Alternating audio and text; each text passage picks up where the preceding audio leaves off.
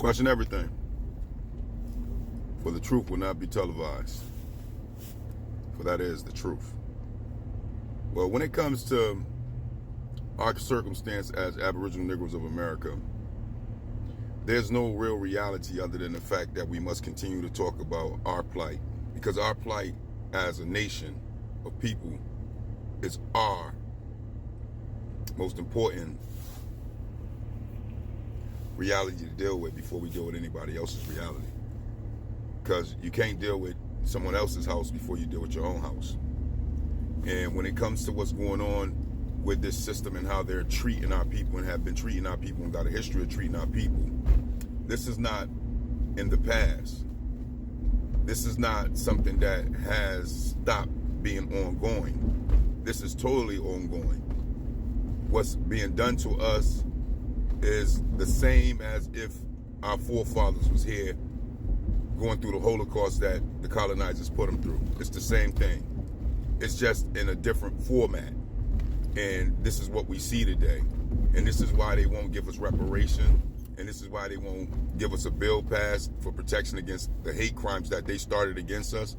And this is why they won't prioritize our communities for any type of resources or any type of upliftment other than what the destruction they have brought to us and continue to maintain by keeping us in an impoverished state, so that way we can continue to suffer on the behalf of rations when it comes to resources and survival in our own communities.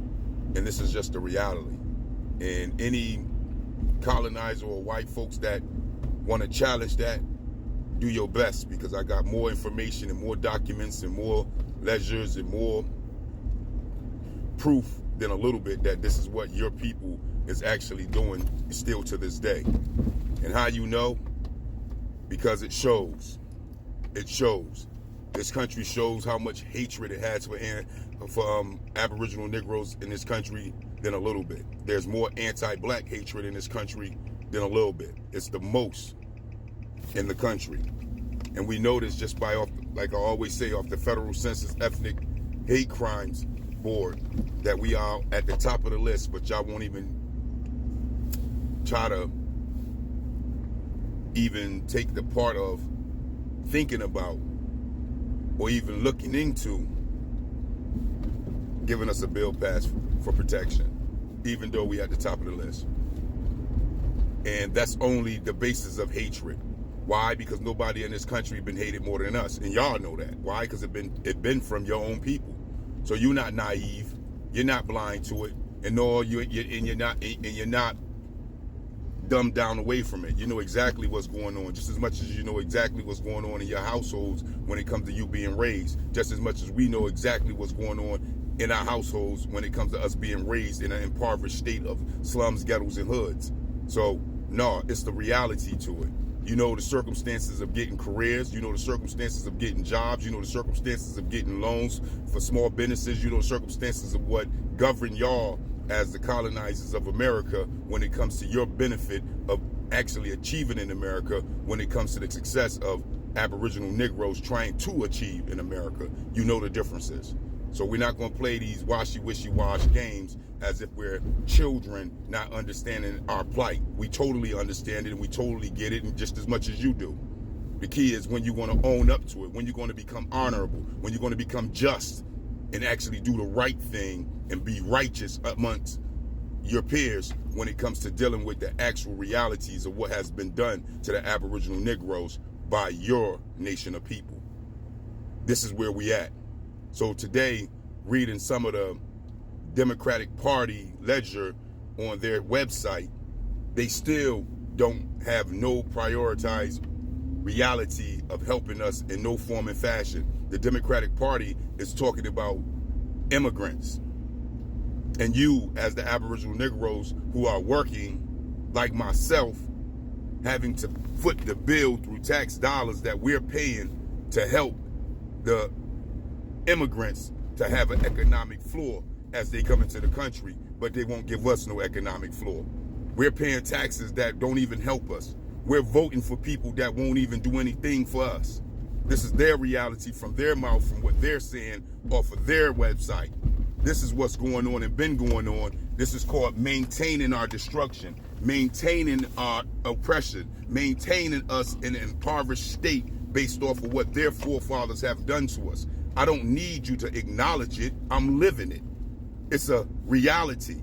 And the moment my people accept that there's no type of unity in America, or there's no type of real freedom in America when it comes to dealing with our colonizers, because we haven't been liberated, then we can change it. But we first must deal with that truth. Racism is the greatest structural reality in America. Why? Because America been built on it. America been woven and structurized all throughout it by it. And that's just the truth.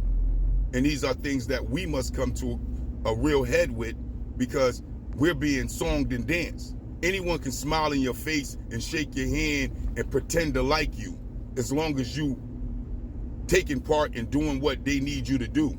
But the moment you're not taking part in doing what they need you to do, once you turn your back, you every N-word in the book, you every colored person in the book, you every slave in the book. Like, slavery is a disgraceful thing. We didn't disgrace nobody. We didn't run up on nobody and genocide, massacre, and Holocaust children and everybody. We didn't do that. If anybody that got a ugly look at life should be the people that went out in Holocaust and genocide and massacred children unarmed and did all the atrocities to these people in senses of our people of what has been done. That's what should be seen as unhonorable, seen as unrighteous, seen as a people of disgrace, not our people.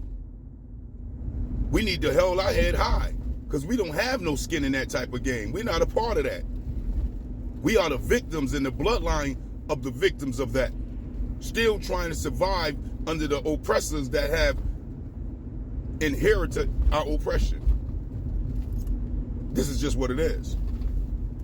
So I can't stop pushing this narrative, because the oppressors' inheritors can't stop pushing their narrative of keeping us oppressed, keeping us in a position of in poverty that they have us in.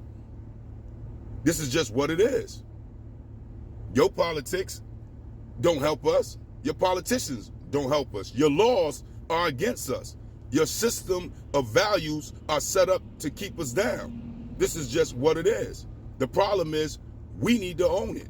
We need to accept it as a people. We need to come together and understand this is just the reality of what America is built upon when it comes to dealing with our people. There's no other reality other than the truth. And once we can deal with that truth, then we can deal with each other in a much better light.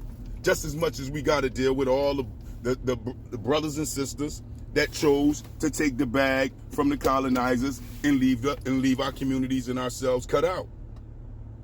You know, we got this statement: when you finally raise your child up in basketball to be the best that they can possibly be, when you finally raise your child up to be the best rapper, the best singer, the best dancer, the best runner, the best athlete that they could possibly be, you say, I made it out. I made it out. And then you don't never come back to your community to help your community, to help your nation out. The best of us, the best of us, leave us for dead. That's not how it's supposed to work. That's not what it's about. What did you make it out to?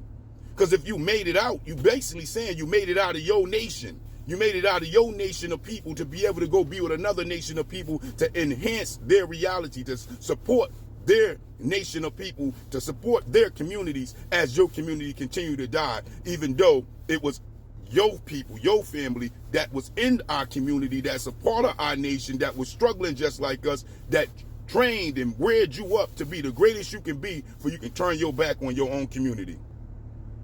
You know what they used to call those people back in the day? They called them house brothers and sisters. That's exactly what they called them. And at the end of the day, this is what it is. So we hold you accountable just as much. You running around here with billions and trillions of dollars and never ever reinvested back into the communities or reinvest it back into your own nation. You